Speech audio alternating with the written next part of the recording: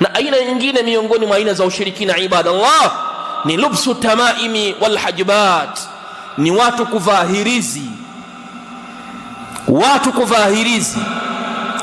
Je, ardhi hizi hakuna watu wanaowavalisha watoto wao hirizi kwa kuwakinga na vijicho, kuwakinga na husda, kuwakinga na maradhi? Je, hakuna watu kwenye jamii zetu humu ndani wanavaa hirizi kwa manufaa ya biashara zao?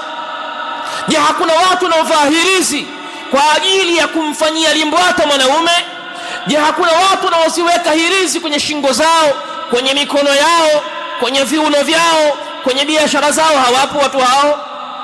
Mtume sallallahu alaihi wasallam min hadithi Abdullah bin Mas'ud radhiyallahu anhu anasema, Mtume kama hadithi hii sahahu al-Allamah al-Albani, amepokea Imam Ahmad. Mtume sallallahu alaihi wasallam anasema, inna ar-ruqa wat-tamaima wat-tiwalata shirkun. Tamaim, chochote kinachotundikwa kwa lengo la kuondosha madhara, kukinga madhara na kupata manufaa, kikavaliwa kwenye mkono, kikavaliwa kifuani, kikavaliwa miguuni kwa malengo ya kukinga na madhara na vijicho na husda, Mtume anasema ni shirkun, hiyo ni tamima. Lakini pia ibadallah, hadithi inda Imam Ahmad, pia hadithi Uqbah ibn Amir al-Juhani. Uqbah ibn Amir anasema, aqbala ila an-nabiy sallallahu alaihi wasallam rahatun, kilikuja kikundi cha watu 9, watu 9 kwa Mtume sallallahu alaihi wasallam. Fabayahum, Mtume akawapa bai'a. Wa amsaka anil wahidi, akajizuia mtu mmoja hakumpa bai'a.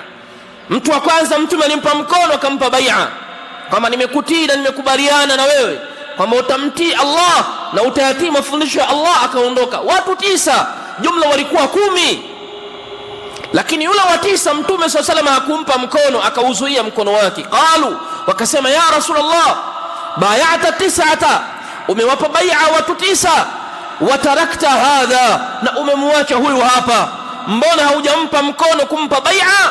Qala, Mtume akasema, inna alayhi tamimatan, anayo hirizi kaitundika kaivaa huyo. Inna alayhi tamimatan, kika yeye huyo ana hirizi kaitundika kaivaa.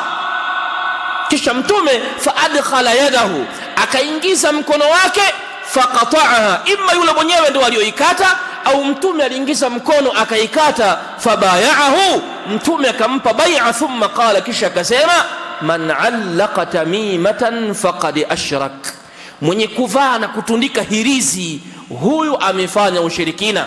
Uwepo wa hirizi kwenye jamii zetu kwa kuvalisha watoto na watu kuziweka kwenye mambo ya ndoa na kuziweka kwenye biashara, ainu shirki.